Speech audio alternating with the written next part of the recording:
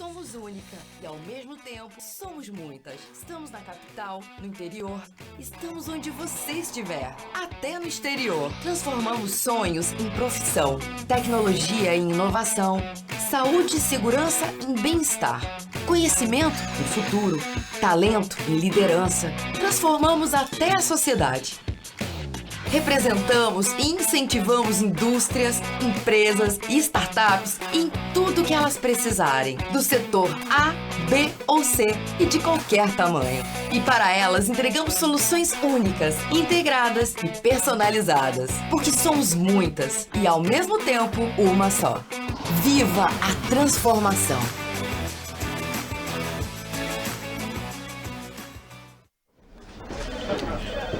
A sua rotina é cheia de desafios e atribuições, mas você não precisa fazer tudo sozinho. Todo empresário precisa de apoio. Por isso, ele precisa de um lugar que entenda seus desafios, possua corpo técnico especializado e apresente soluções customizadas. A Firjan é este lugar. A gente pratica o associativismo de alto nível, garantindo a prestação de serviços de excelência e benefícios exclusivos para os associados. Reunimos empresas e indústrias de todos os tamanhos e setores em torno de um propósito comum. Juntos, conseguimos fortalecer ações para alcançar grandes objetivos. Juntos, buscamos as melhores soluções para um bem maior a todos. Juntos, somos mais fortes. Isso é associativismo. Com força e poder de mobilização, a Firjan atua de forma coletiva. Faz a sua voz ser ouvida nas esferas governamentais e contribui para o aumento da produtividade e crescimento dos negócios. Ao se tornar associado, sua empresa passa a ter acesso a soluções, benefícios e valores diferenciados nos serviços e produtos da Firjan Senai, Firjan SESI e Firjan IEL, além de uma rede de parceiros e convênios com vantagens exclusivas.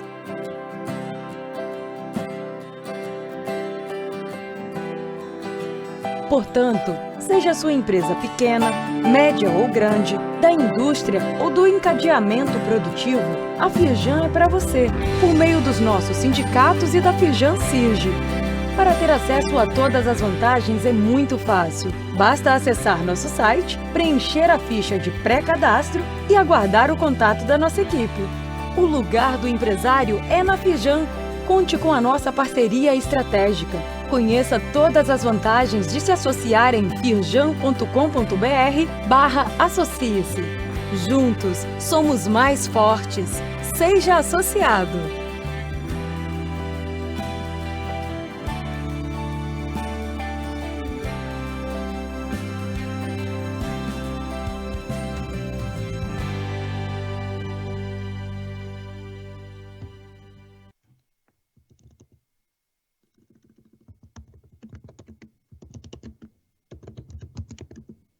Beleza, fala pessoal, sejam muito bem-vindos, muito bem-vindas. A gente está começando a edição número 194 do Aquário Casa Firjan, nossa série de palestras e debates que a gente organiza aqui desde que a casa inaugurou, lá em agosto de 2018, para falar sobre algumas das principais tendências que estão impactando as pessoas, as empresas. A gente fala sobre novas tecnologias, novos comportamentos, novos modelos de negócio. E diante de tudo isso, o que você pode fazer hoje para estar cada vez mais preparado para o futuro? Além do Aquário, a gente tem também o podcast Lab de Tendências. Para quem está assistindo aí pelo YouTube, é o primeiro link que está aqui no descritivo do vídeo onde você está assistindo. E então eu convido todos e todas para que acompanhem os nossos conteúdos por lá, sempre com protagonistas do mercado para falar sobre essas tendências. Várias conversas incríveis já disponíveis, é só você colocar Lab de Tendências no seu agregador preferido. E você, claro, pode acompanhar a gente aqui também pelos vídeos no YouTube, pelo Instagram, no @CasaFirjan, onde a gente mantém a programação sempre atualizada e compartilha muito conteúdo relevante para esses desafios da nova economia. Hoje a gente está aqui para falar sobre humanos digitais, deepfakes, um assunto que está bastante em alta, especialmente aí depois de algumas polêmicas que aconteceram recentemente. A gente vai falar sobre algumas delas. O conteúdo hoje está muito rico.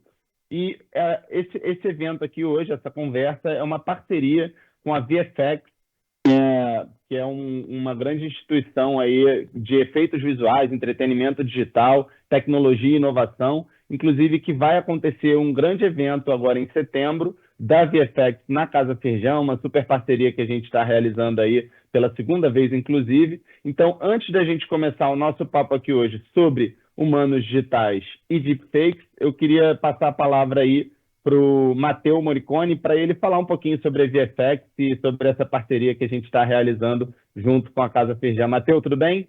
Seja muito bem-vindo, cara. Prazer te receber. Ótimo, ótimo estar aqui com vocês. É uma grande honra estar podendo colaborar, interagir com a Firjan, conectando também com o Rodrigo Hurtado da XCave, cofundador. Com o VFX Rio, é um festival afiliado à SIGGRAPH, que é dedicado a impulsionar justamente os diálogos sobre os ecossistemas tecnológicos, de tecnologias visuais emergentes, né? Com relevância socioeconômica através da Associação Brasileira de Tecnologia Visual. A gente iniciou em 2015 e desde então a gente vem fazendo anualmente presencial, né? Fizemos na Casa Firjan, tivemos o desafio do Covid, fizemos as edições digitais e agora estamos voltando com tudo no dia 7 e 8 de setembro. A gente vai fazer uma edição especial do VFX Rio focalizada em movimento e dança. Então, o nosso line-up está sensacional. Tem o coreógrafo internacional Gigi Joban, que trabalha com a interseção. Nosso line-up está lá para o público poder ver e se inscrever. E estão todos e todas bem-vindos ao evento, né? 7 e 8 de setembro. Eu vou passar a palavra, Yuri, para você, senão eu vou me estendendo aqui, mas eu estou super curioso para já entrar na questão de deepfakes e humanos digitais, que o Rodrigo o Hurtado é o cara do assunto. É o cara do assunto. Boa. O link a gente colocou aqui, pessoal, no chat do YouTube, então vocês podem conferir por lá, né? Dia 7 e 8 de setembro fica aí o convite, então. Agora, indo para a nossa conversa, de fato, do dia aqui, o que chama, então, como o Matteo já adiantou, o Rodrigo Hurtado, que é diretor da XCave Real Time Studio. Ele vai fazer uma apresentação sobre o tema e depois a gente vai fazer um bate-papo. Então, também, quem estiver assistindo ao vivo, pode colocar perguntas aí no chat. E quem não tiver, pode acompanhar depois o trabalho aí do Matteo e do Rodrigo através do LinkedIn deles, que está aqui no descritivo do YouTube também. Rodrigo, muito bem-vindo, cara. Prazer te receber. Olá, Yuri. Olá, Matteo. Muito obrigado pelo convite. Em primeiro lugar, é uma honra.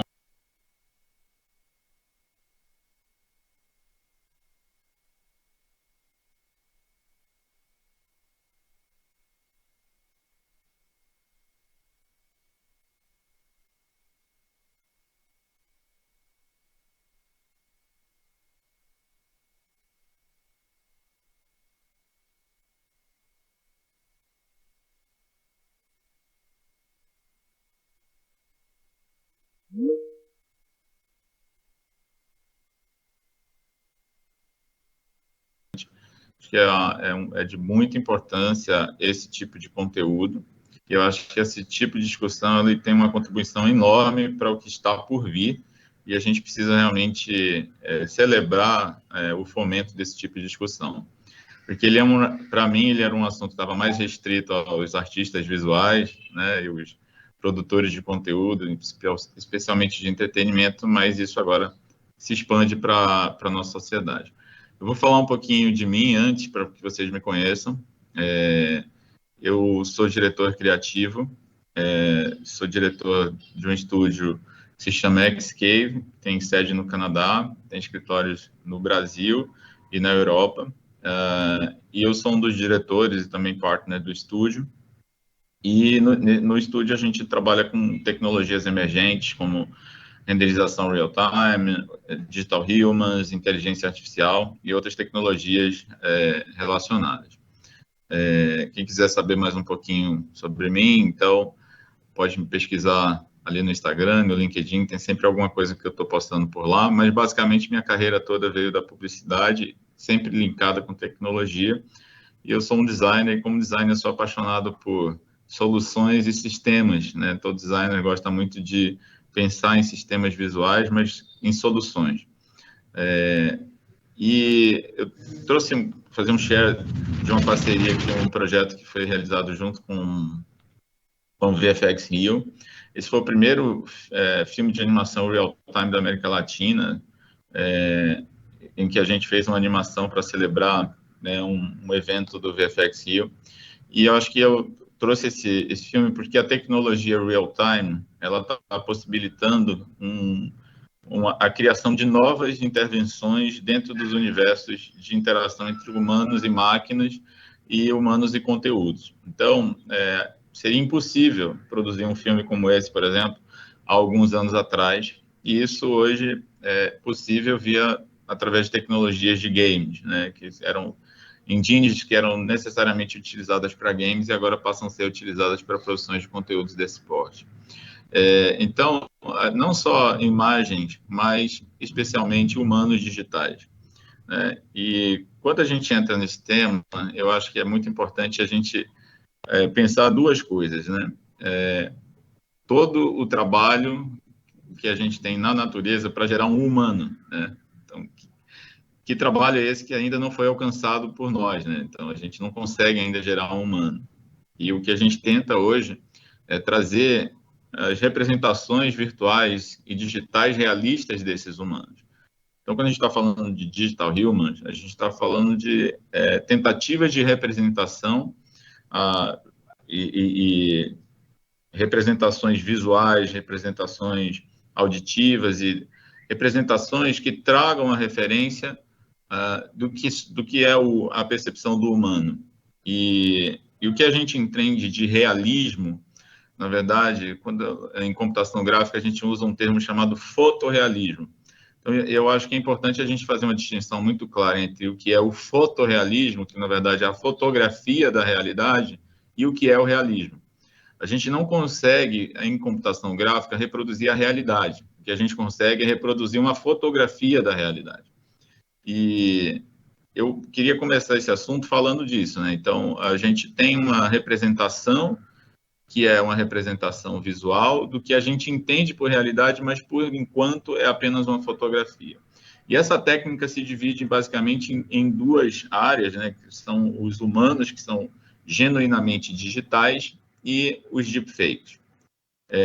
E as explorações, né, são diversas. Tudo começou no entretenimento, nos games, tem se expandido para o marketing, para a publicidade, para a educação e aí, por fim, para todo o ecossistema de negócios, seja no B2B, B2C e inúmeros outros desdobramentos, por conta da viabilização de tecnologias como a renderização real-time. Então, isso que eu estou mostrando aqui no background é um tipo de tecnologia que a gente chama de renderização, ou seja, criar um objeto tridimensionalmente e passar por processos computacionais que vão aplicar luz, textura, e na tentativa de trazer esse fotorrealismo. Dentro dos cases, o que eu imagino que pode ser um case muito relevante e presente é esse filme, né, que foi produzido aqui pela UETA, né? Então, existia uma conversa muito grande em toda a internet sobre a utilização do humano digital no filme. Os filmes já vêm fazendo isso há muito tempo, né? Ou seja, a indústria de entretenimento ela tem uma questão muito importante com toda a segurança, toda a viabilidade de cenas de ação. E isso vem sendo utilizado há muito tempo, né? Então, desde o James Cameron usando lá o Exterminador do Futuro, que se dissolvia para passar entre as paredes, né, até agora uma versão jovem do Will Smith, né, que assim, não necessariamente é um objeto tridimensional renderizado, como eu expliquei, mas também passa por outros processos, como deepfake, como edição digital. O importante é que acho que a gente tem que entender de onde veio isso, né? A gente veio de uma necessidade de expressão artística, de expressão de storytelling, e a computação gráfica veio para ajudar os criadores de conteúdos e os contadores de história a materializarem as suas ideias, sem pôr em risco um ator, por exemplo, numa cena de ação, ou criando ideias diferentes que pudessem ser expressadas de forma diferente. Aqui é um pouco do processo de criação. Então, a gente pode entender que esse processo era um processo que ele estava muito acessível para a indústria, mas nada acessível para a indústria de entretenimento, mas nada acessível para as outras indústrias. E o que acontece hoje é que a gente tem através das tecnologias real-time, com esses humanos digitais que são baseados em representações de personagens tridimensionais, ela saiu dos filmes e começou a ocupar o espaço de pessoas comuns, de empresas comuns, dentro do segmento de marketing, dentro do segmento de educação, televisão e todas as outras mídias criativas. E isso agora começa a se expandir para um lugar comum, onde as pessoas em suas próprias casas podem criar os seus doubles digitais e se expressarem assim como empresas, né? Então, esse é o Doug, ele é um dos pioneiros, né, um artista muito importante numa das maiores empresas de Visual Effects do mundo, da Digital Domain, e o que a gente está vendo é o resultado da captação do Doug em real time. Para isso, também é importante que a gente entenda que o hardware, né, para fazer isso, também passou por muitas evoluções. Então, eu estou frisando aqui algumas partes onde você vê todo um maquinário, né, de alta precisão, e isso hoje está sendo feito através de um iPhone, por exemplo, em casa. Então, a gente tem a tecnologia caminhando de um lado e trazendo uma acessibilidade ao uso do recurso. E, com isso, a gente consegue ter o que era inacessível. Então, você vê uma expansão disso sendo utilizada, por exemplo, no evento. Isso aqui foi o show do ABBA, onde eles foram recriados digitalmente. Existe, sim, uma questão que a gente trata na computação gráfica com um termo chamado Uncanny Valley, que é onde a gente tem uma dificuldade, né, na percepção e na suspensão de descrença, né? Ou seja, quando a gente passa a acreditar que aquilo realmente, mas o nosso cérebro é muito treinado para entender as mínimas nuances da expressão humana. E com isso é muito difícil que esse humano digital ele seja convincente. Então a gente está sempre muito atento aos mínimos detalhes, mesmo que inconscientemente. Mas eu acho que na curva, né, que eu estou tentando trazer e delinear junto com vocês, é que a gente veio de uma coisa extremamente inacessível, com uma tecnologia muito cara, para um lugar que ela está mais acessível e muito barata. Contudo, isso ainda exige muita técnica. Então, aqui eu trago um case da Xcave. Esse é um belíssimo modelo do Ayrton Senna, criado pelo Emerson Echello, que é um artista muito incrível, que colaborou com a gente com esse projeto. Ele hoje trabalha na indústria Light Magic e nós tivemos a oportunidade de dar vida a esse modelo para a celebração de uma exposição do Ayrton Senna, e não só a imagem, mas a voz do Ayrton Senna foi recriada.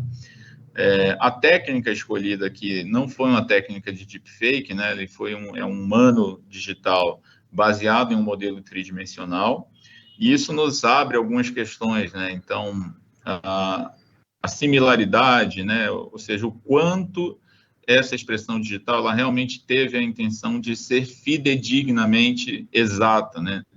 Porque o que a gente tem como perspectiva, né? Eu estou recriando uma pessoa de uma forma artística ou eu quero atingir exatamente aquela expressão daquele humano, né? Que na verdade não estava ali presente para se expressar. Então, para fazer esse processo, o Emerson ele fez uma pesquisa muito intensa de todas as possíveis nuances de expressões do Ayrton. Ele mapeou todas as marcas na face do Ayrton, então todos os poros, todas as mínimas cicatrizes foram mapeadas e transpostas manualmente nesse modelo digital. Então, imaginem todas as camadas de texturas, todas as possibilidades mínimas de nuances da face. O Senna, ele é um modelo que ele trazia uma dificuldade muito grande, porque em certa parte da vida o Ayrton teve uma paralisia, e isso fez uma diferença facial importante. Então, de cada ponto que ele era fotografado, ele tinha uma diferença difícil de ser captada. Então, ele não é um modelo fácil de ser reproduzido.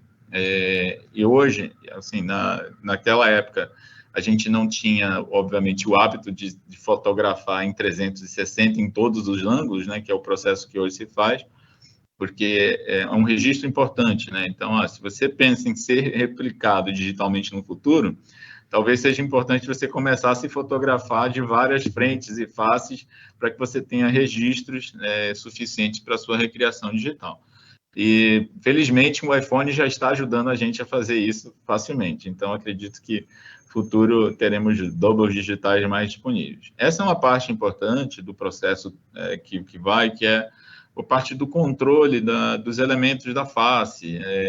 Nós temos muitos ossos, músculos que precisam ser simulados, diferenças de expressões, sorrisos, né, tristeza, raiva, e todas essas expressões precisam ser mapeadas no que a gente chama de blend shapes, né, ou variações de textura de pele. Um dos pontos muito comuns é que a gente tenha uma ideia de que isso é feito muito rapidamente, mas esse é um processo muito complexo, eu vou chegar nele mais à frente.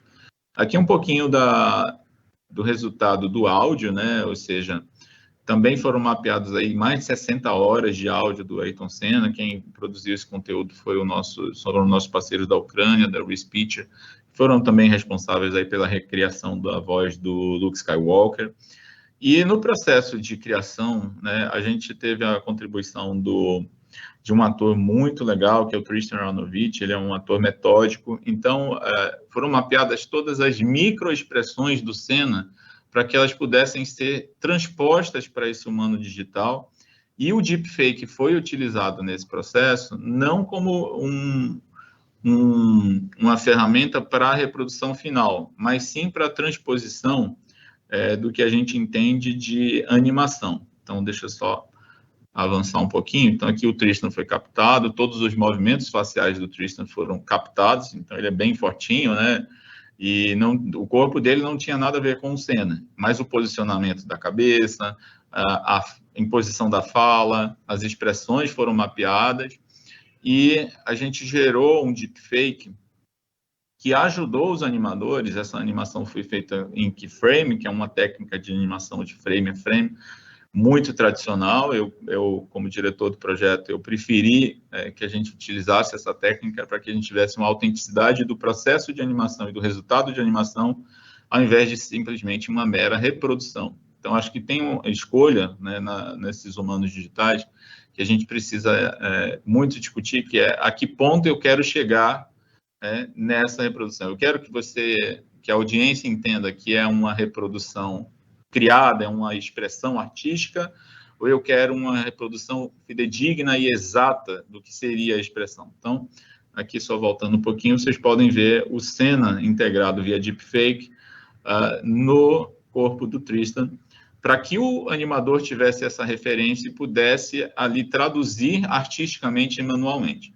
Então, acho que é um case importante, né, e me sinto muito feliz aqui de poder compartilhar esse processo com vocês, porque ele é feito dentro dos estúdios, mas a gente traz aqui um breakdown completo, e aí depois o polishment, né, final, ou seja, de luz, de expressões, de cor, para a gente chegar no resultado final, que foi dessa animação. Então, eu acho que tem um ponto importante, que a gente está falando de fidelidade, né? Hoje é muito comum e é muito conhecido o termo MetaHuman, que foi lançado pela Epic Games, que a engine é dona da Unreal Engine, e do lado esquerdo vocês podem ver uma tradução simples do que seria um MetaHuman. Tá? Geralmente, as soluções que a gente visualiza, elas estão baseadas em parte da ferramenta que ela diz assim, ready to use, né? Então, você sobe a sua foto e ela te dá esse resultado. Se vocês notarem na imagem direita, ela tem muito mais fidelidade ao modelo digital, eles parecem muito mais com o humano. E isso tem um motivo, tem um motivo muito simples para acontecer, que é a criação de complexidade de mapas de expressão. Então, nós temos mapeadas muitas faces, então vocês podem ver que, por exemplo, nessa imagem você tem os wrinkles, né, da testa, você tem várias expressões que estão mapeadas. E essas expressões são mapeadas no que chamamos de texturas, que é como se fossem capinhas de pele que são adicionadas no humano digital. Enquanto o de baixo, né, que era aquele da esquerda, ele só tem uma que é repetida. Então, quando a gente faz um escaneamento de uma face, né, para gerar um humano digital mais realista, a gente tem que pensar que fidelidade ela está proporcionalmente ligada com complexidade. O que o MetaHuman básico te dá é um mapa que ele se replica por todos. E aí, a diferença é, como é que eu obtenho um humano digital hiperrealista? Eu preciso investir nos mapas, na textura, na complexidade manual de artistas que vão traduzir aquilo de uma forma mais expressiva. Então, o processo ainda é automatizado, mas a gente tem ainda muito a necessidade da intervenção humana, artística, para a interpretação desses humanos digitais. Aqui a gente tem, em paralelo, o deepfake, que é uma outra técnica, que ela está mais ligada com o bidimensional, ou seja, com conteúdos que vão para a tela.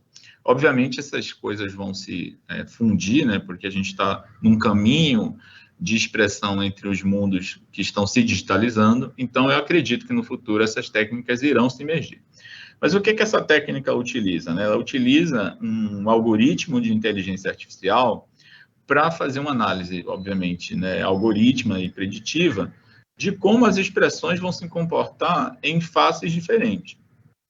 Então, com isso, há uma captura e aí uma transposição, né, dessa predição, ou seja, desses pixels, que todas essas imagens bidimensionais, quando renderizadas, elas se tornam uma imagem flat, ou seja, ela não tem profundidade, e isso é traduzido, né, por forma algorítmica. Então, não existe um modelo dimensional. Se eu quiser essa face girada para a esquerda ou direita, ou se enxergar por trás, eu não ainda tenho.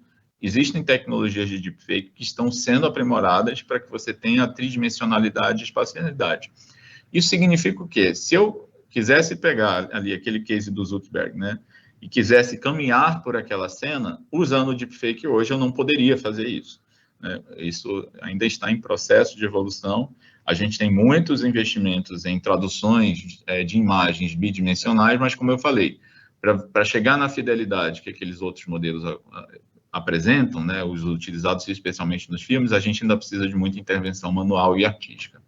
Aqui são alguns cases, né, muito impressivos, né, então eu adoro esse do Morgan Freeman, estão disponíveis na internet, eu trouxe aqui só realmente de referência, acho que quem quiser pesquisar sobre deepfake vai encontrar uma variedade infinita de coisas legais e outras, infelizmente, não tão legais, né, porque eu acho que entra no ponto agora do que é o limite, né, ou seja, estou transformando isso numa ferramenta positiva, que pode ser muito positiva, então, eu preciso do Zuckerberg falando em 24 línguas diferentes, acho super positivo, né, eu acho que ele vai ter um lip sync, uma sincronia adaptada, mas eu também posso usar isso para fazer o Zuckerberg falando coisas que ele não falaria normalmente, que foi esse case aqui, então isso, acho que hoje a gente não tem, né, entendimento, primeiro, do que está sendo usado, e a gente não tem ferramentas de controle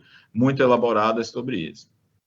Então, a gente tem uma outra parte importante, que é a utilização dos virtual influencers, né? Então, hoje, os virtual influencers, esse aqui foi um case que a gente produziu para Riachuelo. Riachuelo começou com 3 personagens digitais, e essas personagens digitais tiveram uma aparição. Eu me lembro de ler as redes sociais e haviam coisas muito polarizadas, né? Pessoas que adoraram e pessoas que disseram, não, por que vocês não estão contratando humanos, né, de verdade, para performar isso? Então, qual que é o espaço do virtual influencer, né? Ou se eu tiver realmente um virtual influencer e eu estiver utilizando um double para fazer um deepfake, eu não tenho aquela expressão daquele artista fidedigna, né?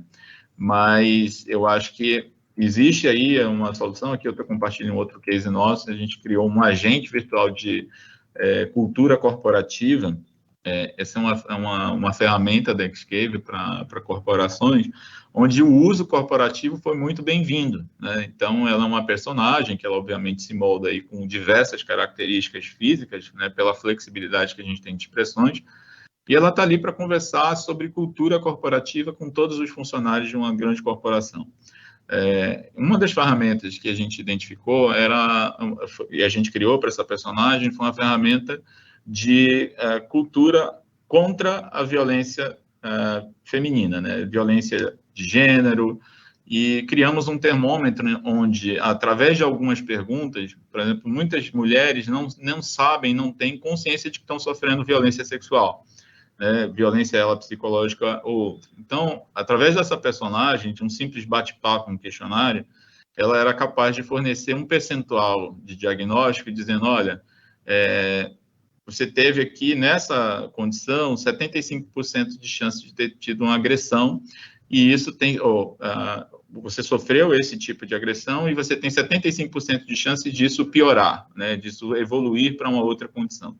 Então, é uma ferramenta muito poderosa, não invasiva. A gente usou ela também para militares, ex-combatentes de guerra no Canadá, que tinham dificuldade de se relacionar com pessoas humanas, para se abrirem, mas com o personagem digital, essas pessoas conseguiam se colocar. Aqui um pouquinho, né, do histórico, né, e funcionando não só como uma ferramenta disso, mas também numa parte cultural de ser uma professora de yoga, né? Então, que traz uma outra funcionalidade. Então, para o mundo corporativo, né, a gente tem infinitas possibilidades de desenvolvimento, para educação, para diversos outros segmentos que a gente nem está imaginando. Uma vantagem, hoje, desses personagens é que eles podem ocupar ambientes virtuais. Os deepfakes não conseguem ainda se materializar, né, porque eles são uma imagem plana. Mas esses personagens eles conseguem habitar um metaverso e abrir novas frontes, novas perspectivas de trabalho. Então, eu acho que tem muitas discussões, né, para a gente conduzir sobre os benefícios e os riscos, né? Qual que é o limite da gente trazer essa uma humana digital, né, que tem uma expressão muito parecida já, e a tendência é que isso evolua para um nível de acesso popular, né? Ou seja, eu imagino que isso vai estar na mão das pessoas em alguns anos, muitos poucos, assim, dentro de um nível de qualidade imperceptível. E os desafios, né, são exatamente esses, né? Eu acho que esse comentário das pessoas ali nas redes sociais, né, que achei muito relevante, né? Por que não contratam um humano, né?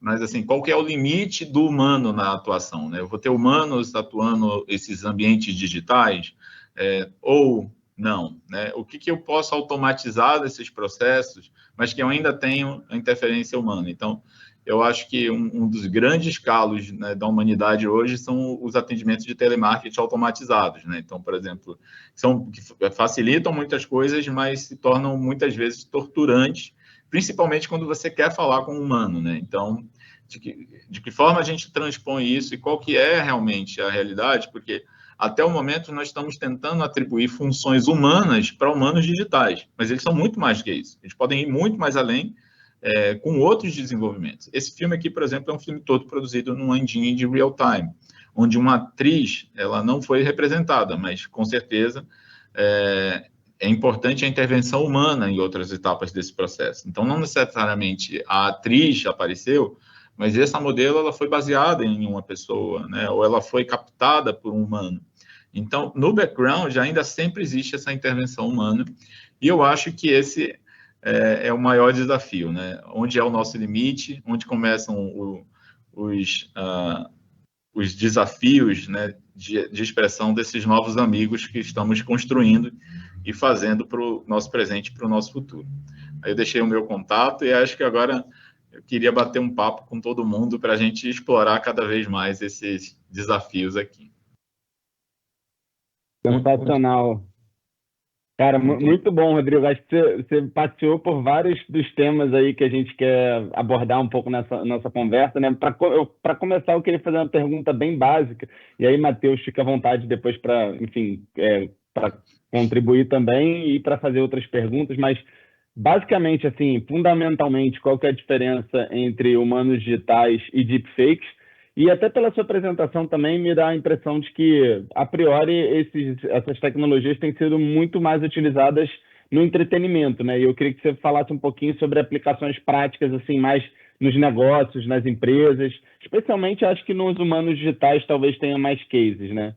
Você já até falou aí, passou um pouquinho sobre essa questão dos influenciadores virtuais, né, que fazem, que são o rosto da marca, enfim. Aliás, um tema que a gente também já trouxe aqui em aquários anteriores, vale a pena depois procurar, se vocês botarem influenciador virtual, Aquário Casa Firjan, vocês vão achar um papo bem legal também sobre esse tema com o pessoal da Renner, que tem a Renata, né, enfim, e outras pessoas aí que estão desenvolvendo também projetos desse tipo.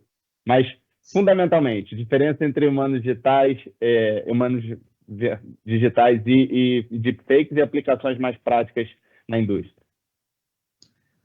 Perfeito. Eu acho que uma diferença fundamental, primeiro, está no tipo de tecnologia direcionada para qual finalidade.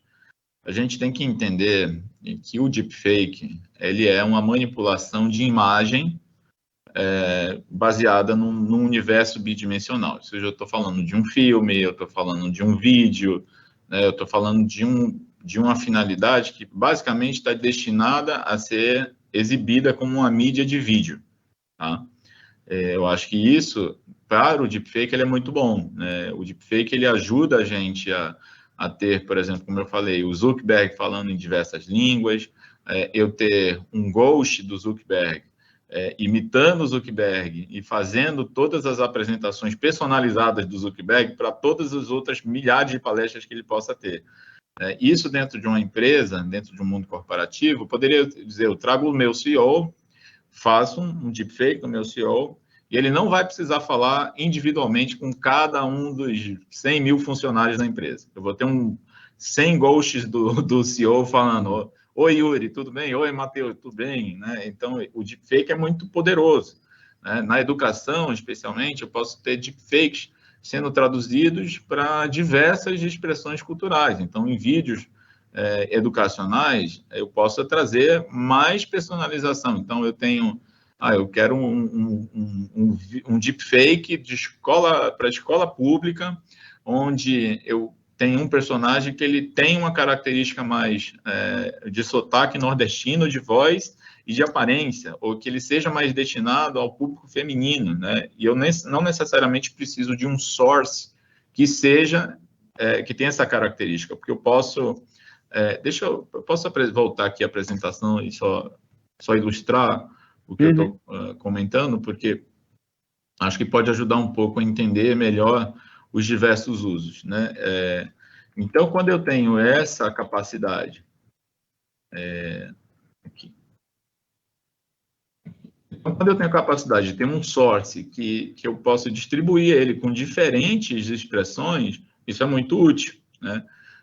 Eu posso ter um risco de um uso inadequado? Posso, mas se a gente pensar corporativamente, né, em aplicações práticas, eu posso ter vários atendentes. Então, eu chego para ser atendido por um agente virtual, mas eu não quero ser atendido por um homem, eu quero ser atendido por uma pessoa do sexo feminino e eu quero que essa pessoa, eu tenho uma preferência por ser atendido por pessoas negras. Então, eu posso ter um source que, na verdade, vai ter diversas expressões, e isso pode ser atingido por deepfake. Mas a característica principal é que a gente está falando de tela, né? É um produto final para a tela. O filme é um produto final para a tela, mas no filme, na produção do filme, que eu vou voltar aqui um pouquinho, eu tenho uma necessidade de trabalhar a câmera de diversos ângulos, de diversas formas. Então, funciona melhor eu ter um double digital do Will Smith, que eu vou poder virar, eu vou poder fotografar ele em diversos ângulos. Então, suponha que nessa cena, o diretor quisesse fazer um take de trás do Will Smith. Câmera vindo por trás. Eu não gostei desse take. Então, um deepfake aqui apenas não resolveria, né? Porque eu tenho a liberdade de movimentar a minha câmera digital nessa cena. Eu quero que isso seja uma experiência imersiva em realidade virtual. Um deepfake não vai me ajudar a resolver isso, porque eu preciso enxergar esse objeto dentro de um aspecto tridimensional. Então, isso é um ponto. Naquele outro exemplo que eu falei da nossa agente cultural, que é uma virtual influencer, eu posso querer desenvolver corporativamente a presença dessa personagem em VR para que as aulas de yoga sejam extremamente personalizadas e eu esteja interagindo com ela. Não só trazê-la, mas eu quero trazer o CEO da empresa para fazer uma palestra dentro de um ambiente virtual em VR. Né? Eu não vou conseguir com deepfake. Então, eu acho que as técnicas, né, elas estão muito direcionadas às finalidades e não quer dizer que uma tenha que ser separada da outra. Eu posso ter o uso das duas, né, com diversas expressões diferentes. Desculpe se eu falei demais, mas eu acho que a contribuição do Matheus vai ser incrível nisso aí. Queria só adicionar um comentário. É sensacional ter essa visão, né? Porque o Vale da Estranheza, esse termo, Uncanny Valley, ele foi criado por um engenheiro que estava estudando robótica e tentando entender como humanos interagem com máquinas. Então, a descoberta desse Uncanny Valley é que o nosso cérebro, a nossa mente foi treinada por milhões de anos a interpretar a emoção humana, né? E isso vai além, não só da expressão humana, mas animais, a natureza. Esses componentes todos, eles fazem parte da nossa mente, né? Então, por que é importante ter uma interação com a máquina? Para melhorar a qualidade de vida das pessoas. A gente está circundado de máquinas. Na verdade, quando você tem um método de interpretação natural com a máquina, né, você pode ter resultados eficientes. Obviamente, o entretenimento ele é a força que dirige esse desenvolvimento, né, porque tem uma demanda muito grande com Will Smith, né? A gente viu no Blade Runner com a Rachel digital que a MPC fez, né, no último Blade Runner, que é tão fiel à Rachel original, né? A questão do Ayrton Senna, que você mencionou, é legal porque tem uma outra visão, é uma visão mais artística, assim, esse é o Ayrton Senna? E não é. É uma expressão do Ayrton Senna, né? O que é muito interessante na percepção da imagem em si, né? Do que é o Ayrton Senna, do que ele está falando, né? É uma questão assim muito leve, mas é importantíssima, né? Assim, os deepfakes eles podem fazer tanto deepfakes quanto meta-humans, eles podem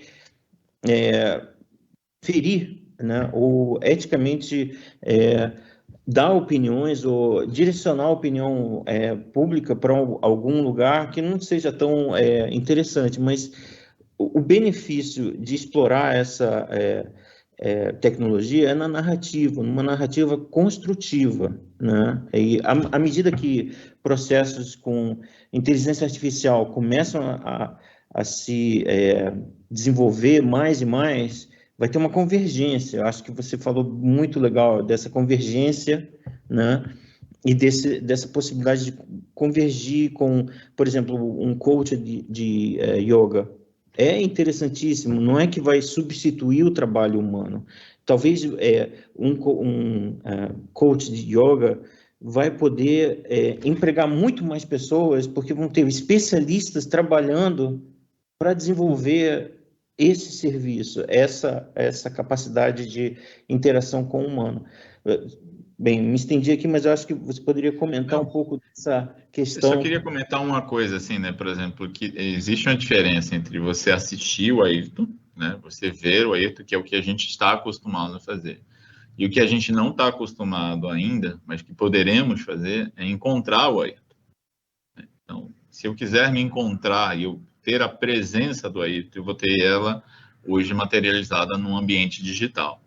E para isso, né, então eu posso usar a técnica do Digital Human, sem necessariamente usar o deepfake. E eu posso ter um output que é do Ayrton com o deepfake, ele pode ter uma fidelidade mais aproximada, né? Então, que é o que causa muita polêmica hoje, quando você assiste o filme do Will Smith, você sabe que a versão digital dele, jovem, é uma versão digital. Né? De certa forma, em alguns shots eles ficam muito bons, mas em alguns você olha assim, nossa, o Will Smith jovem, mas será que é ele mesmo? Né? Então, assim, um Uncanny Valley, o nosso cérebro é muito treinado para isso, mas um fator importante para a espacialidade, para o design espacial, o desenvolvimento do que a gente chama de Extended Reality, é que a gente vai ter muita exploração da sensação de presença. A gente está falando de trabalho remoto, a gente está falando de necessidades de expansão da quebra de telas. Então, em que universo futuro essas tecnologias se convergem? Porque, assim, o deepfake, ele é uma coisa que hoje tem uma finalidade mais focada na tela, mas ele pode ser totalmente integrado, e já está sendo integrado, à aplicação do modelo tridimensional. Então, não são técnicas que serão totalmente distintas, mas elas vão se encontrar. E para os usos, acho que eu só comentando em cima do Matheus, vai muito da exploração narrativa, né? Porque muita gente não entende a funcionalidade, por que isso é útil.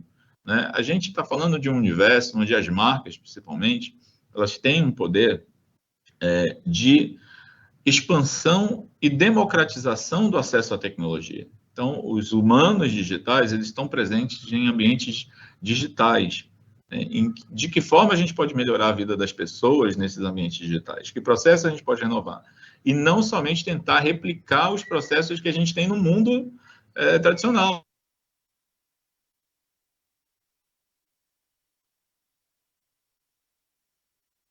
Que você tem no ambiente físico, né?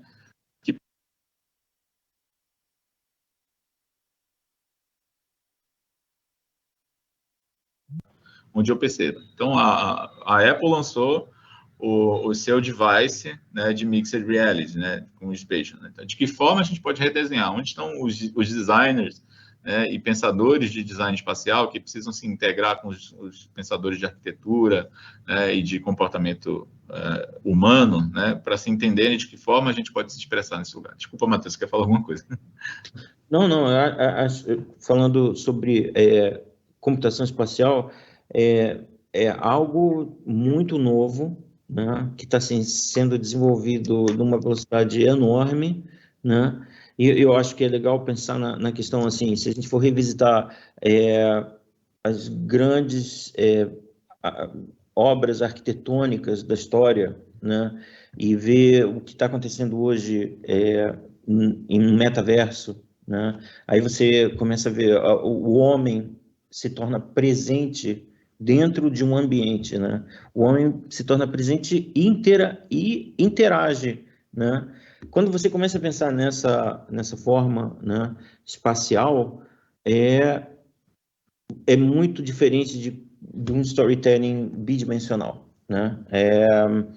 É um mindset. Você tem que estar preparado para poder desenvolver aquela coisa que você falou. Você pode ter um shot do Will Smith de frente ou de costas, né? O que é muito diferente de um deepfake bidimensional, né? Você expande a realidade de uma maneira sem precedentes. Isso daí gera questões que resolvem muitos problemas e criam outros problemas, né? Os problemas também existem aí. A questão do uso da imagem é uma questão que tem que ser debatida na sociedade em si, mas eu acho que esses cases, eles dão luz aos aspectos positivos, né, do uso dessas tecnologias, né, do que pode ser feito. Né? Não, boa. Deixa eu puxar um gancho numa coisa que você falou antes em relação à substituição de mão de obra de trabalho, mas antes, Rodrigo, só te pedir, por gentileza, para parar de compartilhar a tela, porque algumas pessoas falaram que a rede está meio pesada e não sei se talvez isso ajude.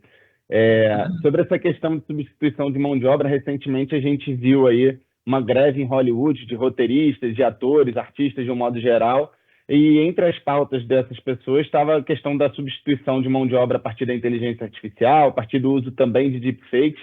Tiveram alguns casos de figurantes, né, que tiveram nos seus contratos adicionados a cláusula de permissão de usar a imagem deles para deepfakes posteriormente, de forma que substituísse a necessidade de mão de obra de figurante, né? Ou seja, daqui a pouco, ou talvez já agora, no cinema, a gente possa ver, possa ter figurantes de estádios lotados, tudo a partir do uso de deepfakes. E também, recentemente, aí saiu a 6ª temporada do Black Mirror, e o primeiro episódio trata um pouco dessa temática, né? Eles fizeram, para quem não viu, eu vou tentar não dar spoiler, mas só para explicar qual que é o contexto, trata-se de uma personagem dentro de um streaming que, à medida que a vida dela vai se desdobrando na vida real, vai sendo reproduzido também em formato de audiovisual nesse streaming, a partir do uso de um deepfake, no caso de uma artista aí bem famosa, inclusive. Bom, acho que eu não dei spoiler, mas contextualizei um pouquinho sobre como é que foi essa proposta aí do episódio número 1 da 6ª temporada do Black Mirror. Então, minha pergunta é a seguinte: o quanto que isso está preocupante hoje e o quão realista está esse episódio do Black Mirror, assim, o quão avançada está essa tecnologia em relação à proposta aí exposta nesse primeiro episódio? Mateus, passo as honras a você aí. Bem, eu acho assim que a questão é super complexa, mas se a gente vê, tem um filme que eu acho muito legal, que é chamado Hair, Ela, com Joaquin Phoenix. Ele, que na fez verdade, 10 anos esse ano, inclusive, né? Em março. É um filme sensacional, porque você vê que tem essa disruptura, né, do lado humano, né? O que a gente tem que ter em mente é que essas tecnologias são feitas para humanos e não para máquinas.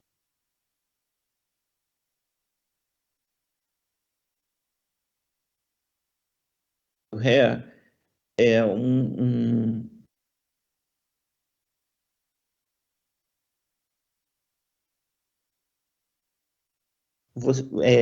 áreas do teu traumas e o filme tem uma mensagem muito bonita. Eu não vou falar porque muita gente pode não ter visto, mas vejam esse filme.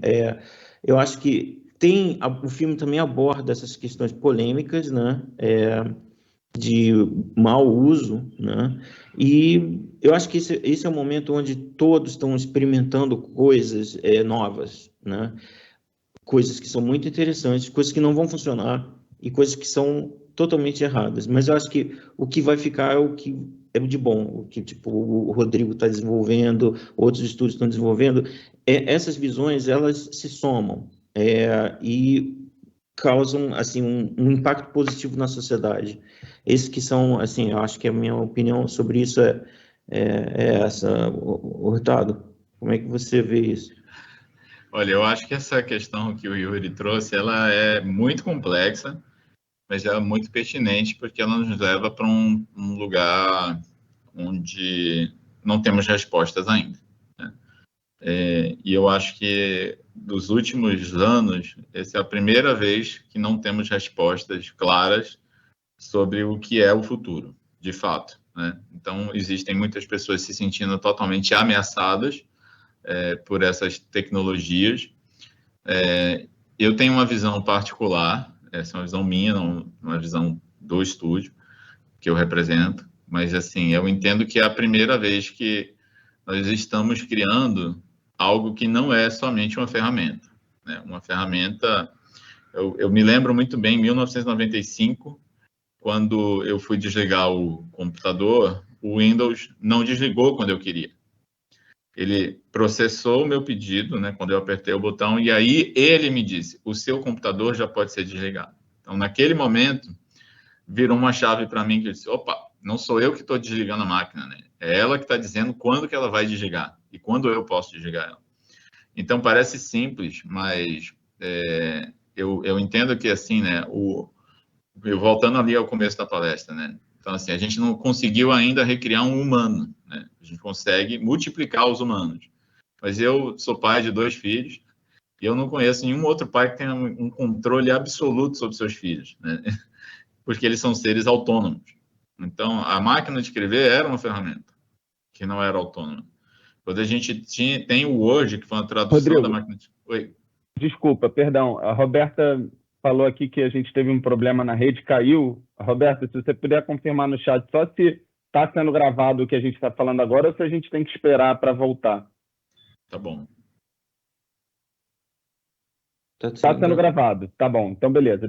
Depois a gente resolve lá a questão da transmissão, mas, perdão, Rodrigo, continua, por favor. Só fechar o raciocínio aqui da máquina de escrever, né? A máquina de escrever era uma ferramenta. Ela é uma ferramenta não autônoma. Ela depende do humano para interagir, né? O Word é uma ferramenta que depende da interação do humano. E aí a gente começou a criar as ferramentas autônomas. O que está se chamando de inteligência artificial...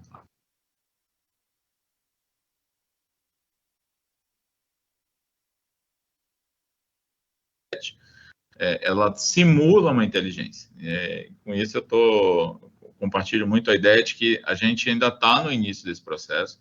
Ele é um processo que ele visa uma autonomia para uma criação. E, a partir dessa autonomia, o que nós precisamos discutir muito é a regulação dessa autonomia, né? Então, quando os roteiristas estão fazendo greve, os artistas todos estão super preocupados, né?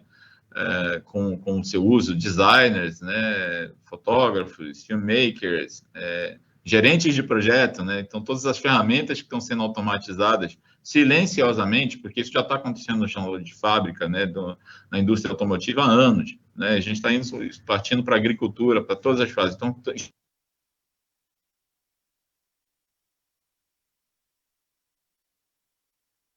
da automação humana, mas isso vai evoluir, e elas vão evoluir, né? Então, a era das máquinas espirituais, né, das máquinas biológicas, dos humanos digitais, que hoje são digitais, mas serão materializados em breve, né, de diversas formas, isso vai chegar. O que a gente precisa é entender, como eu falei, assim, qual é o nosso papel como humanos dentro desse ambiente e qual é o papel desses... hoje, não são devices, né, mas são réplicas que começam a ter uma semi-autonomia. Elas vão passar a ter uma autonomia e vão chegar a um ponto de ter uma liberdade de funções. Então, hoje existem scripts, né, que são autônomos completamente para criar para você um plano de ação e fazer sugestões. Hoje elas nos servem, né? A tendência é que elas trabalhem junto conosco e futuramente elas possam trabalhar sozinhas. Eu acredito que a gente tem que se preparar para isso. Completando um pouco do raciocínio, assim, eu acho que a questão do AI, quando você bota a máquina para aprender, todas as obras do Picasso, todas as obras do Dalí, ou todas as obras de um artista contemporâneo conhecido, e você ter acesso a esse sopa de dados, onde você pode criar qualquer coisa com um estilo que pertence a um artista, tem uma questão mercadológica séria a ser discutida, né? Porque, obviamente, o Picasso foi fundador do cubismo e todos são bem-vindos a experimentar o cubismo. Se tem, vamos dizer assim, se alguém gosta de desenhar ou é um artista, pode explorar o cubismo, mas não vai assinar como Picasso. A questão é ampla, e eu acho que Hollywood tem essa manifestação que está acontecendo em Hollywood é importante porque os escritores possuem uma técnica, né? E essa técnica ela pode ser totalmente aprendida por uma máquina e ser reutilizada por alguém que não tenha estudado ou que não tenha se dedicado a vida inteira a desenvolver uma técnica, né?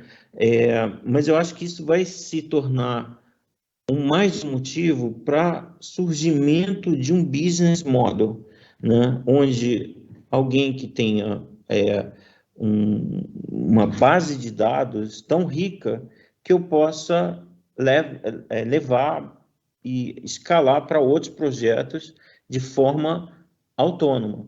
mas aí existe um business model a ser criado. É como, vamos dizer, quando o MP3 surgiu, que vai acabar a música, vai acabar... Não, se surgiu um business model que utiliza as tecnologias a partir daí. Eu acho que a Apple foi muito esperta com o iTunes quando popularizou o uso e criou um mercado ali. Não existia, né? Criou, né? Então, eu tenho esperança, como você falou, Rodrigo, ainda está muito no início. Pode ser que a coisa não ande tão bem no futuro, mas eu acho que eu tenho uma leve impressão que no futuro vão existir modelos de negócio baseados em AI, em datasets.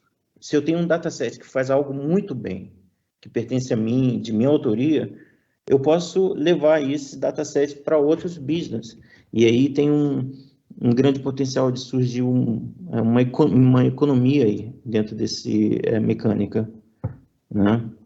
Eu acho que a automação, ela não é de agora, né? Ela só não é perceptível em todas as áreas, né? Nós estamos falando de carros autônomos há, né, quanto tempo? Né? Então, assim, só que agora chegaram os processos, microprocessos, né? Gerenciamento de projetos, escrever textos, criar imagens, né? Ao mesmo tempo que a gente tem a democratização desses processos, a gente tem uma questão legal que não está discutida, né? Então, assim, vários artistas estão se sentindo roubados, né? Porque tiveram as suas imagens e as suas expressões autorais captadas sem autorização para o treinamento dessas inteligências artificiais. Então, todas as discussões são válidas. O que a gente não tem também são as regulamentações, né, desses usos. Mas o uso da ferramenta é maravilhoso, né? Assim, as possibilidades do uso são muito positivas. Agora, o que eu acho que se discute muito pouco é qual é o papel do ser humano num ambiente futuro onde a gente tem agentes autônomos que não são controlados. Eu falei, olha, isso começou lá, para mim, em 95, quando o Windows quis se desligar e não me permitiu controlá-lo, desligar, né? Eu poderia apertar o botão, né? Mas aí eu poderia danificá-lo. Mas, assim, a gente está preparado para ter robôs andando na rua e tomando decisões, né? Ou advogados, robôs, né? Ou inteligências artificiais que vão escrever leis ou que vão julgar pessoas? Então, de que forma... Eu estou indo lá na frente, né? Mas, assim, se essa discussão não começa agora e a gente não encontra um lugar harmonioso, obviamente a gente vai ter traumas muito relevantes, assim, mas esperar que isso diminua ou que isso não aconteça, para mim não é uma realidade. Então, as marcas e empresas precisam se preparar, sim, para pensar nesses processos, nos melhores usos e, de certa forma, nos ajudar como sociedade a encontrar as best practices para esse futuro acontecer. Bom você ter tocado nessa questão da regulação, né? A gente até recentemente viu aí a propaganda de uma grande empresa de carro com a utilização de deepfake para recriar a Elis Regina cantando com a filha dela. E isso gerou, é natural, né? A inovação vem e depois a regulação tenta correr atrás. Isso gerou uma proposta de um projeto de lei aqui no Brasil para regular essa questão do direito de imagem de pessoas mortas. E, bom, tá se discutindo muito esse tema, né? Especialmente em função aí do boom também da inteligência artificial generativa no final do ano passado para cá. E aí a minha pergunta é em relação, assim, como que vocês enxergam o panorama regulatório hoje em relação aos deepfakes e já entrando mesmo nessa questão dos perigos, porque a gente falou aqui de muitos potenciais benéficos da tecnologia, mas é claro que existem potenciais extremamente perigosos de manipulação, de propagação da desinformação, de fake news. É cada vez mais difícil você verificar, né, discernir o que é verdade e o que é mentira na internet, especialmente a partir do desenvolvimento das deepfakes. Então, como é que vocês enxergam o panorama regulatório hoje em relação a esse problema? E é possível, como que a gente faz para identificar um vídeo de um deepfake e um vídeo real, que está cada vez mais parecido, né? Especialmente pensando em populações menos letradas digitalmente? Olha, eu posso... Vai lá, Matheus, vai lá. Vou iniciar, depois eu passo para você. Essa eu sei que não é fácil, né? Não é. Acho que, em termos legais, ainda tem uma longa estrada para ser explorada e se desenvolver a partir de prerrogativas, né, que possam existir.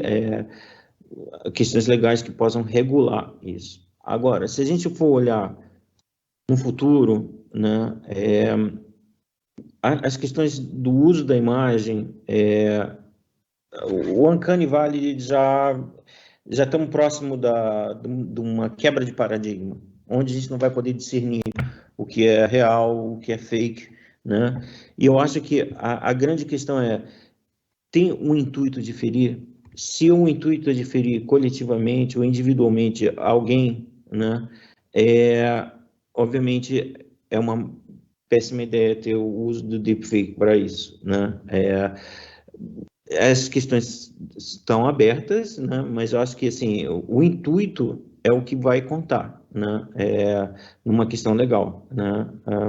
O uso da imagem, à medida que essas tecnologias elas começam a ser democratizadas e mais pessoas acessando e mais pessoas usando, vai ser muito difícil poder falar essa imagem é real, essa imagem não é real.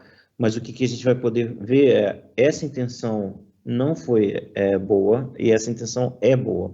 Acho que é uma linha muito quase invisível, mas é perceptível, né, que afeta as pessoas no dia a dia, né? Hurtado, com você aí.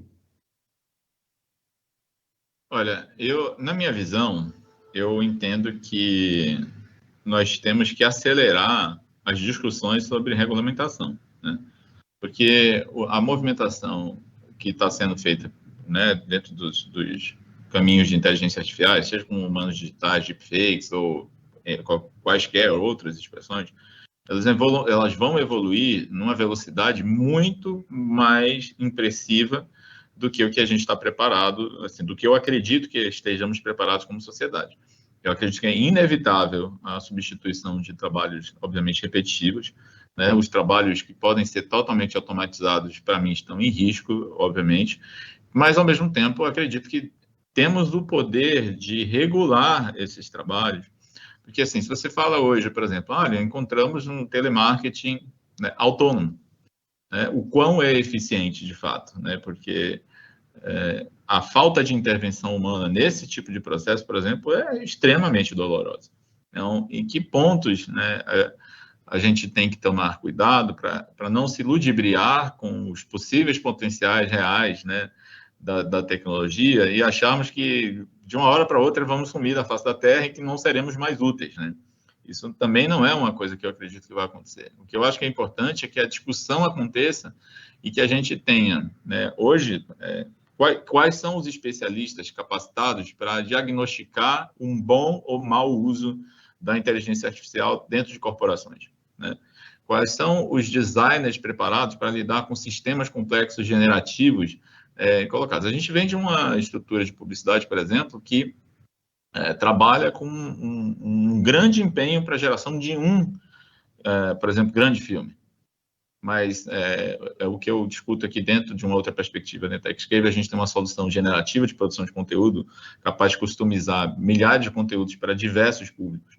Assim, quando eu vou para o Star Wars e assisto uma versão do Star Wars que eu não gosto, né, e que dividiu, por exemplo, a audiência no meio, o quanto de negócios eu estou perdendo por não cuidar da personalização. Ao mesmo tempo, eu falo assim, qual é a possibilidade de escala de trabalho humana que será capaz de atender a milhares de pessoas que frequentam uma grand store, por exemplo, e que se sentem totalmente perdidas, isoladas. Então, assim, achar os potenciais, né, exatamente vai dar mais oportunidades de escala, de comportamento, né, de atenção, de personalização, e, ao mesmo tempo, a gente tem ainda um longo e vasto caminho para que isso ainda seja uma verdadeira inteligência. Então, a exploração do humano dentro dessa perspectiva, para mim, primeiro, o conhecimento profundo de que não estamos lidando.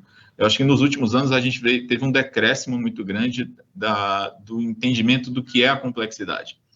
Toda a gente se acostumou a fazer uma régua de balização, de assim, é muito complexo, a gente abaixa, isso é muito simples, a gente sobe para fazer uma equalização e ter mais oportunidade de consumir mais e mais, e cada vez a gente vai menos fundo nos assuntos. Mas essa é uma era que vai exigir de nós um entendimento perfeito, né, e profundo do que está acontecendo. Então, Eu acredito, sim, temos que entender de lógica, né, de algoritmos. Sim, essa é a nossa nova linguagem, né? O 3D é o novo lápis, né? Então, o algoritmo é a nova ferramenta de escrita, né? E todos esses processos que estão ainda, que não foram automatizados, serão. Então, volto de novo a dizer, qual é o papel do humano nesse processo? Qual é o papel da máquina, né, que ainda enxergamos como a palavra máquina, né? A gente nem imagina ainda que esses processos vão se tornar biológicos. Então, um amigo muito querido, o Thiago Matos, fez uma pergunta num curso dele, que ele falou assim, não, mas se eu colocar uma espinha neural ali, né, num rato, e ele começar a se movimentar, tá vivo ou tá morto? Né? E aí a gente pergunta, né, se uma máquina dessa se desenvolver biologicamente e tiver uma certa simulação de consciência, tá viva ou tá morta? Né? E a gente não tem essa conversa colocada. Então, é uma conversa super fechada e ela precisa estar em todos os lugares, precisa estar nos bares, precisa estar, né, nas famílias, precisa estar nas escolas. E eu acho que aí sim a gente vai encontrar as respostas para a pergunta de ouro aí que você levantou, né? Eu acho assim que a questão da educação em si vai ser revolucionária, né? O acesso à informação, né? E o acesso através de interfaces humanas, né? Que possam ser customizadas a quem está assistindo uma aula, pode ser realmente revolucionário, né? E à medida que... Porque a gente costuma ver como se a gente estivesse vendo o AI ou o Digital Human, mas o Digital Human, em algum ponto, vai começar a ver a gente e vai ter maneiras de ter um tipo de troca de informação que é praticamente invisível verbalmente, através de expressão corporal, através de onde você está olhando, das tuas linguagem que não é percebida verbalmente, né?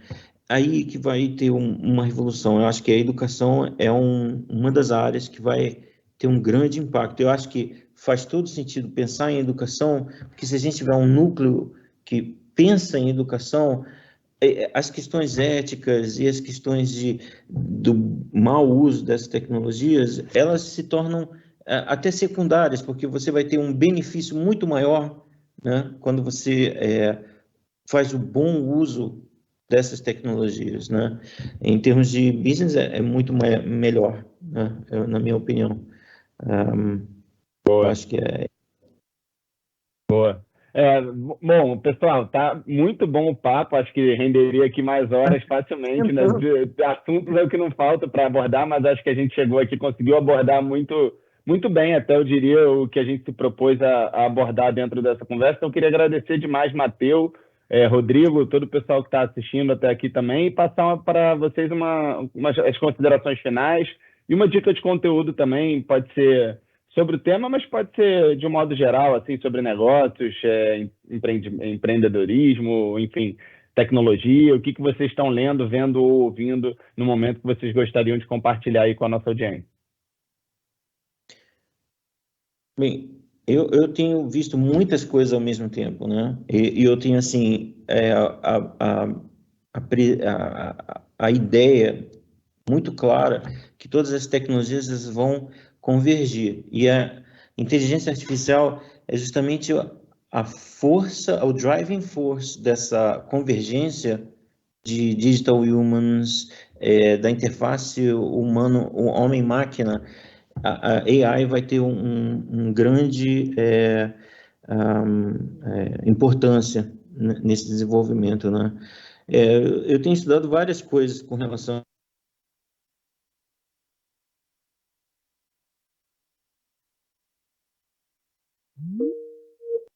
e estudado várias questões em spatial computing, né?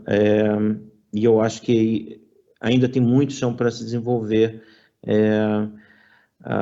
Mas falando em AI, tem um livro Singularity, que acho que é um dos grandes livros que eu recomendo todo mundo poder ler, independente de Digital Humans, ou Deepfakes, AI, inteligência artificial, é um dos tópicos que vai estar em tudo. Se a gente pensar hoje em dia que todos os nossos devices, desde o telefone ao computador, tem alguma coisa de AI built na TV, etc., essas tecnologias todas elas vão estar convergindo num futuro bem próximo. Eu acho que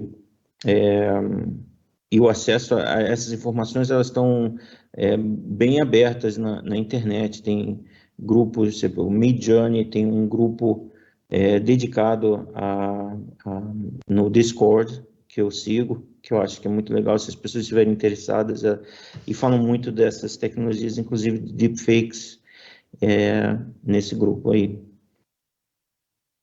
Pô, Matheus, obrigado. Perfeito. Olha, eu sou um otimista.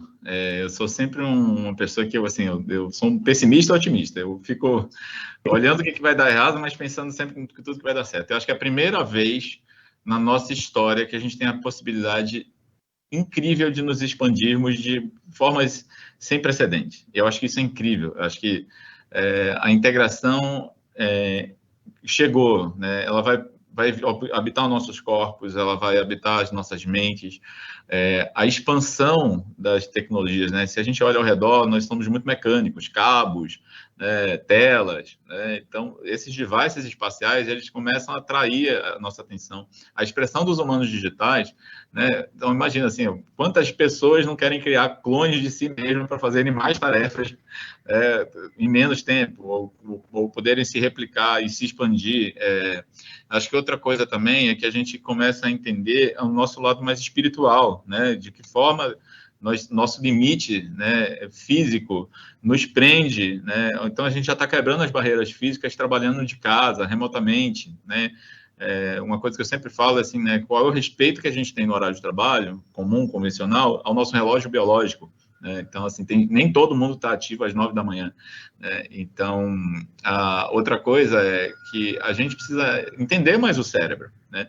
Eu adoro, assim, o amigo e honro muito o trabalho desse grande cientista brasileiro, Miguel Nicoletti, e estou, assim, me maravilhando com o livro do Miguel, que é o grande criador de tudo, a sincronia de cérebros, né? A parte de computação focada no desenvolvimento, não só das capacidades, mas na reabilitação, né, dos humanos, de que forma a gente consegue criar culturas corporativas mais saudáveis e mais adequadas às realidades futuras, né? Então, hoje a gente ainda se aglomera em grandes centros urbanos, né? A pandemia trouxe novos questionamentos sobre a presença, né, a sensação de presença, e de que forma o design espacial, toda a turma de realidade estendida, né, junto com toda a turma de inteligência artificial, isso é uma linguagem que está muito restrita. Para mim, eu acho que hoje, assim, é um ponto de atenção público, qual é a pessoa de condição econômica, de baixa renda, que tem acesso a uma placa de processamento gráfico com GPU, né, das famosas RTX, que custam caríssimo, né? Os devices de realidade virtual custam muito caro no Brasil. Então, de que forma a gente coloca isso na mão das pessoas mais humildes para que elas criem coisas relevantes? Então, acho que esses são os caminhos que a gente tem que explorar. Boa. Rodrigo, Matheus. Fala, Matheus, quer... Não, só um parênteses que a gente falou tanto de fake, abordou vários cases, tá? A gente também tem dentro do site do VFX Rio alguns keynotes que são bem interessantes. Se tiver alguém interessado, tem um especialista que é pesquisador chamado Rauli, né? Ele é CEO da Pinscreen, ele fez um keynote para a gente e está disponível no site do VFX Rio. Para quem quiser se aprofundar no tema. E tem várias abordagens, tanto da parte tecnológica quanto da parte criativa também, né? Sim, perfeito. E os MetaHumans também da Epic, acho que estão acesso. Acho que o pessoal da padaria daqui a pouco vai estar com o MetaHuman na mão e criando uma padaria digital, né? Acho que esse é o futuro que a gente quer enxergar, ou não, né? Mas é importante que as ferramentas estejam na mão das pessoas. E isso eu acho que é o que falta, né? Os computadores gamers estão na mão dos gamers, mas eles não são gamers, não, né? Eles são ferramentas para o futuro. E eu acho que faz todo sentido que essa tecnologia esteja na mão das pessoas, da sociedade. Isso é importante, isso é o ponto mais importante de tudo, porque essas tecnologias são tão grandes que elas não podem estar na mão ou centralizadas em uma grande corporação ou outra. Algo social, faz parte da sociedade. Eu acho que é a grande importância. E assim, essa mudança final que eu enxergo, assim, nós somos os criadores de ferramentas, né? Agora, como que a gente coloca essas ferramentas, assim, por que eu tenho que usar um dataset de geração de imagens que está totalmente treinado e enviesado para uma cultura norte-americana? Por que eu não tenho acesso, né? Ou como eu posso dar acesso às pessoas para que elas criem e manipulem os seus próprios datasets?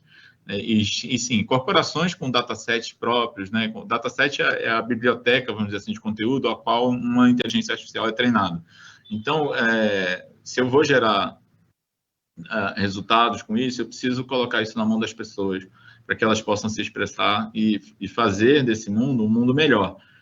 Acho que a gente agora tem uma oportunidade de cuidarmos melhores uns dos outros, porque vamos ter menos necessidade de ficarmos atuando em trabalhos repetitivos, chatos, ou que não nos permitem ali explorar o nosso real potencial, né? Nós somos criadores, né? Todos são criadores, né? De que forma a gente empodera as pessoas para que elas possam usar essas ferramentas para criar um mundo melhor. Acho que esse é o nosso grande objetivo daqui para frente. Boa. Matheus, Rodrigo, muito obrigado. Obrigado a você que está assistindo a gente até aqui também. Lembrando que a gente continua essa conversa pelo Instagram, @CasaFirjan. Você pode seguir a gente pelo LinkedIn também, os links estão aqui no descritivo do YouTube. E a gente se fala no próximo Aquário. Um abraço, pessoal. Tchau, tchau. Próximo. Tchau. Obrigado. Tchau, tchau.